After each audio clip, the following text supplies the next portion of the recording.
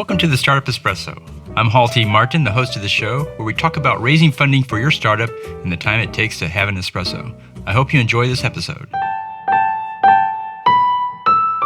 Hello, this is Hall T. Martin with the Startup Funding Espresso, your daily shot at startup funding and investing.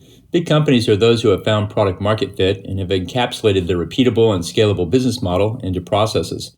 Big companies who want to achieve innovation will find that they are not startups. Startup ideation creates new ideas that disrupt those existing processes. New business models, products, and concepts often don't fit into the big company's current program. They have metrics and KPIs that track the current processes. This is why it's hard for big companies to innovate. While big companies may want to innovate, they rarely have the tools in place to do so. The processes and programs for generating startup ideas are different from those that are optimized to execute on them at scale. To launch the startup ideation process, many companies create a separate group that can run under different metrics. This group uses metrics that track startup ideas, investigations, market validation, and other steps. They have a different incentive plan that fosters new idea creation, validation, and testing, and they often reside outside the firm's location as the culture and mindset are also different.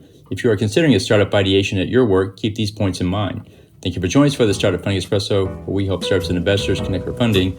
Let's go start up something today. Hall T. Martin is the director of Investor Connect, which is a 501c3 nonprofit dedicated to the education of investors for early-stage funding. All opinions expressed by Hall and podcast guests are solely their own opinions and do not reflect the opinion of Investor Connect. This podcast is for informational purposes only and should not be relied upon as a basis for investment decisions.